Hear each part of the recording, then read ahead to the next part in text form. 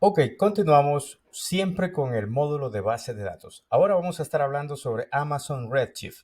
Amazon Redshift es un servicio de base de datos y sí, este es un servicio de base de datos transaccional, es un base de datos relacional, en donde aquí estamos manejando un alto volumen de transaccionalidad. Te digo un secreto, si tú estás buscando competir o más bien buscando algo que alivie el esquema de licenciamiento de lo que pudiera ser un Oracle, esta puede ser una opción muy tentadora. Veamos, Amazon Redshift es una solución para el manejo de múltiples escenarios de datos en donde el volumen de información es muy alta, en donde el tipo de consultas que se le hace a la base de datos son complejas o en algún momento dado se requiere procesamiento en paralelo. ¿Qué quiere decir eso? Que entre más información le estés enviando, este tipo de base de datos es el ideal. En este caso, Amazon Redshift está diseñado bajo una arquitectura de múltiples nodos de cómputo y vamos a ver a continuación, pero el escenario es que si tú necesitas poder de procesamiento, velocidad, agilidad en el proceso de esa información, sobre todo para escenarios de manejo de múltiple información o de una vasta información, casos de escenarios, el típico uso de lo que serían bodegas de datos como Data Warehouse, Amazon Redshift es el tipo de base de datos ideal para este caso de situaciones. ¿Cómo es que se realiza el procesamiento en paralelo? O más bien, ¿cómo es que funciona la arquitectura o la estructura de procesamiento de Redshift? Redshift como tal está compuesto por un nodo principal y un conjunto de nodos informáticos. Esto se traduce a cuando tú creas Redshift, automáticamente creas un clúster.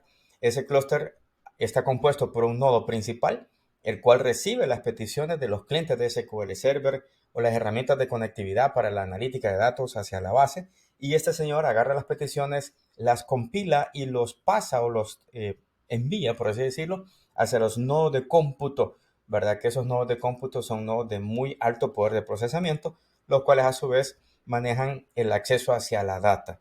Esa información puede estar básicamente incluso en un DynamoDB o lo que pudiera ser en un Amazon S3.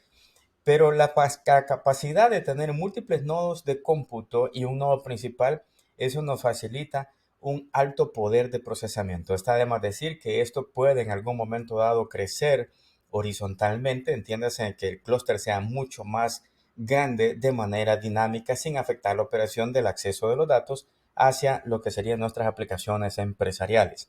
Entonces, aquí es en donde viene una de las bondades muy importantes. Tú ingresas a la consola de Redshift, creas tu clúster y puedes automatizar, incluyendo aspectos de accesos a la seguridad de la información. Recordemos que esto es muy crítico. La información puede estar cifrada en reposo y se envía cifrada a lo que sería pues datos que van en tránsito. Muchas de estas cosas están enfocadas a que sea automático el proceso de administración, monitoreo y escalación de lo que sería la base de datos de Redshift. Un aspecto muy, pero muy importante. Redshift es algo propio de Amazon. Yo ya estoy acostumbrado a SQL Server, yo ya estoy acostumbrado a Oracle. Si yo quisiera irme para acá, porque me llama la atención eso que estás comentando, Walter, ¿cómo me conecto? Te conectas con los mismos mecanismos de siempre, ya sea con JDBC, Java Database Connectivity, o ODBC, Open Database Connectivity. O sea, la conectividad es exactamente la misma.